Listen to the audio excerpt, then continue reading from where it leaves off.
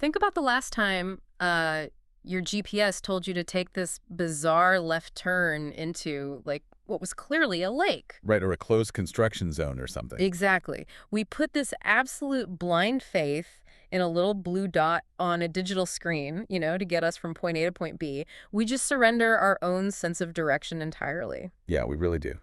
But when it comes to navigating the actual massive life-altering forks in the road in our own lives, most of us feel like we are driving around with the screen completely blank. It's a profound sense of navigational anxiety, really. Yeah, navigational anxiety. I like that. Yeah, because we lean so heavily on external guidance for our cars, since the physical world is complex. Yet for the abstract complexities of life, our careers, our relationships, our ethics, we often try to map the route entirely in our own heads. Right. And, well, we end up feeling hopelessly lost. Which brings us perfectly to the core of our deep dive today. We are unpacking a translated address given to a religious congregation. Yes, a really fascinating source text. And throughout this text, you'll hear some specific institutional terminology. Things like sacrament meetings, brothers and sisters, and references to the atonement of Jesus Christ. Right, very specific religious context. But the speaker uses a framework to explain spiritual guidance that is just incredibly tangible. They basically compare our internal intuition to a spiritual car navigation system. So essentially a spiritual GPS. Exactly. And just to set the stage right up front, our goal today isn't to debate specific theology. No, definitely not. Whether you share the speaker's faith or, practice a different religion or have no faith tradition at all, we are just extracting the underlying universal mechanics of this framework. Because the problem the speaker is addressing is incredibly universal. Right. How do we cut through modern information overload, actually tune into our intuition, and make decisions we can live with? Yeah, and the speaker outlines 5 specific steps to stop ignoring our internal GPS and, well, start driving with purpose. Yeah. So let's get right into how this spiritual GPS actually powers on. Let's do it. Because the text makes a really crucial distinction about the hardware here. The speaker compares the Holy Ghost to this navigation system, but the audio isn't like a booming cinematic voice from the heavens. Right, no lightning bolts. Exactly. The text specifically describes it as a still small whisper and compares it to a very quiet car radio. Which means the fundamental challenge isn't the lack of a signal, right? Yeah. It's that the cabin of your car is simply too loud to hear it. Oh, absolutely. The speaker actually points to worldly noise as the primary obstacle. And it's not just abstract noise either. Yeah, they get very specific. Yeah, the text explicitly names modern anxieties and social media notifications as the exact static that jams this quiet frequency. That makes total sense from like a cognitive bandwidth perspective. Oh, completely. If your brain is constantly processing alerts and pings and doom scrolling, there is literally no room left to process a whisper. You have to deliberately curate silence. Yeah, you have to turn the dial. Okay, let's unpack this because the text introduces a mechanic here that I really want to challenge. Okay, go for it. The speaker introduces this strict timeline for obedience. The text argues that if you feel a prompt, like a sudden thought to be kind to someone or a nudge to contact an old friend, you have to act on it within 5 seconds. The 5-second rule. Right. You have to move before your own logic talks you out of it. But honestly, isn't a 5-second window to act incredibly stressful for the listener? It sounds stressful, yeah. What if my immediate impulse isn't a profound spiritual prompt, but just my own anxiety, or frankly, just a terrible idea? What's fascinating here is how the speaker links immediate action to continuing guidance. Yeah. That natural friction you're talking about, it makes sense. But if you look closely at the framework, the speaker isn't advocating for, impulsive life changes in 5 seconds. Okay. The prompts they refer to are inherently positive outward actions. Like being kind or reaching out. Exactly, serving others. The psychology behind this 5-second rule is really about bypassing the brain's rationalization engine. The rationalization engine. Yeah. Think about it. When you get a sudden positive instinct to text a friend who is struggling, what happens at second number 6? I usually start overthinking it. Right. Your prefrontal cortex kicks in and starts generating social friction. You think, what if it's awkward? What if they're busy? I'll just do it tomorrow. Oh, I do that all the time. We all do. The brain is wired to avoid potential discomfort, even if the discomfort is just sending a text message. Wow. So by acting within 5 seconds, you beat the cognitive decay of that intuition. Oh, that completely reframes it for me. It's not about making a split-second decision to, like, sell your house. It's about not letting your own brain kill your better nature. Exactly. And the text makes this brilliant kind of counterintuitive point about how this guidance actually unfolds. We tend to think we need the entire map before we put the car in drive. Right, we want the whole itinerary. Yeah. But the speaker suggests that revelation, or spiritual insight, is mostly given while we are acting. So the prompt is literally just the next turn. Yes. If you hesitate because you want to logically analyze the philosophical implications of a right turn, the moment passes. The speaker notes that if you hesitate, it's exactly like the GPS saying turn right and you driving straight past the intersection. Oh, man. The guidance was perfectly accurate, but your lack of physical momentum rendered it entirely useless. Okay, so acting instantly gets the car moving. Right. But moving fast becomes incredibly frustrating when you feel like the map is taking you the completely wrong way, which brings up the friction of actually following the rules of the road. Yeah, hearing the turn right command is one thing, but what happens when you disagree with the route? We shift from hearing the guidance to obeying the rules of the road. Right, and the speaker defines religious covenants and commandments as literal traffic rules. They do? And the text doesn't shy away from how restrictive these can feel. It gives highly specific examples, like choosing not to study for exams on Sundays. Or strictly avoiding pornography. Exactly. These are presented as like non-negotiable laws of the road. But here's where it gets really interesting. Okay. Let's lean into that exam example, because the temptation to find a shortcut there is just massive. If you have a huge test on Monday, defying economic logic and refusing to study on Sunday feels like a massive detour. It feels like you're setting yourself up to fail. Right. We look at the route the system is giving us and we try to hack it. We say, I really need these 6 hours of study time to pass. Yeah. So why blindly follow a traffic rule if we fundamentally don't understand the reason behind it in the moment? Well, the text calls out that exact human tendency, the illusion of the shortcut. The illusion of the shortcut. Right. We seek efficiency. Mm. But the source's core argument is that these traffic rules exist for our ultimate safety, even when the underlying reason is completely invisible to us at the time. Invisible how? Think about stopping at a red light in a rural area at 2 in the morning. It feels wildly inefficient, right? There's literally no one around. But what you don't see is the semi-truck speeding toward that same intersection with its headlights off. Wow. Okay. So we only see through our own windshield, but the system sees the entire grid. Precisely.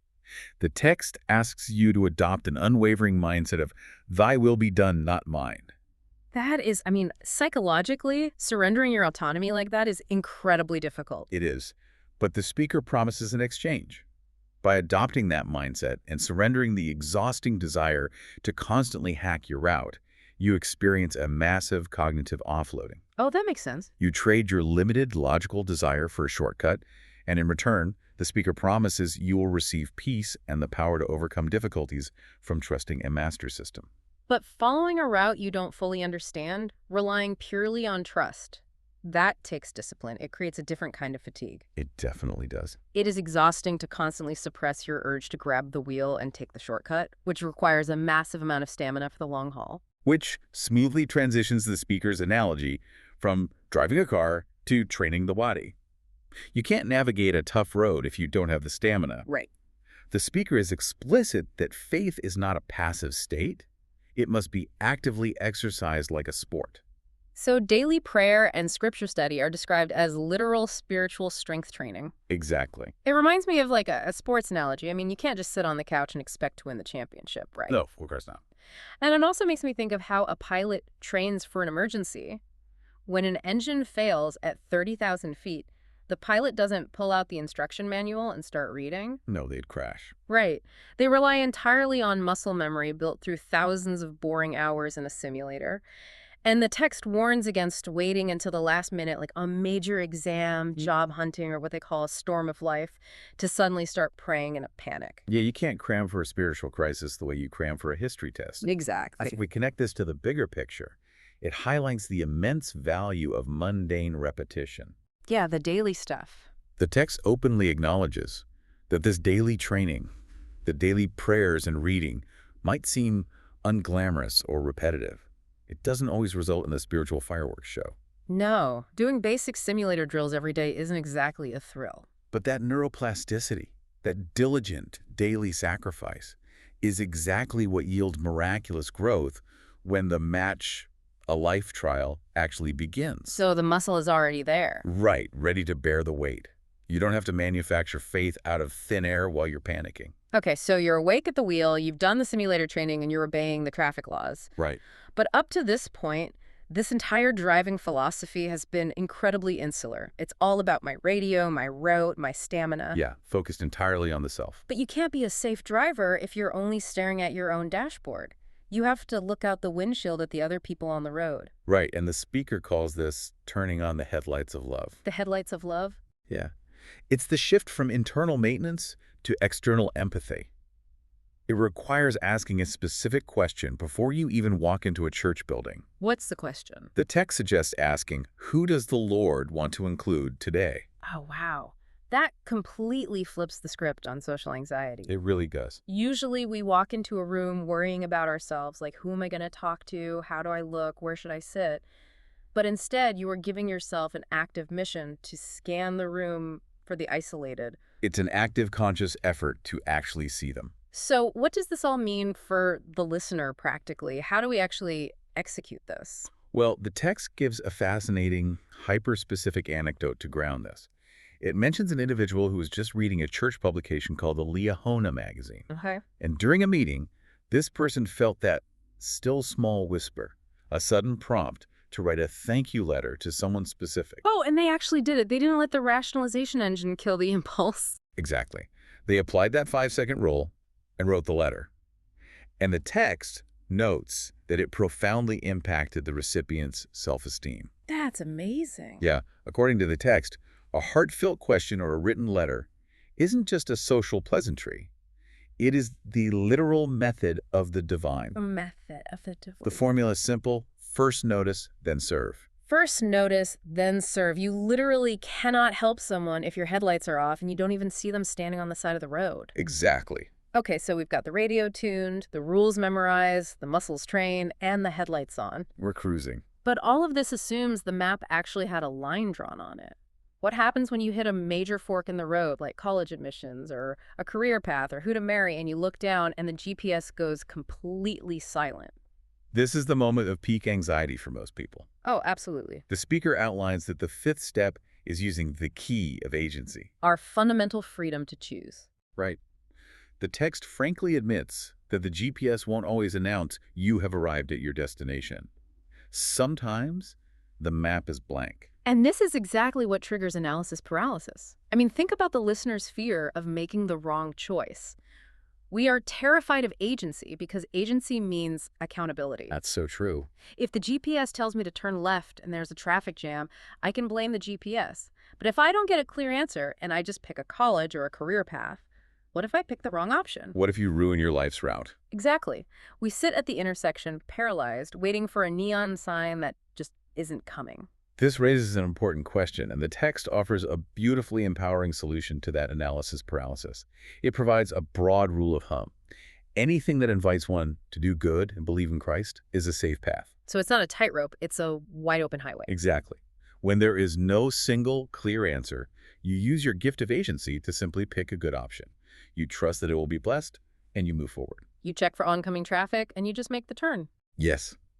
And there is a remarkably raw, honest detail from the text here that perfectly captures this. Ooh. The speaker notes that spiritual peace comes simply from knowing we are doing what we should be doing, even if our circumstances are entirely imperfect.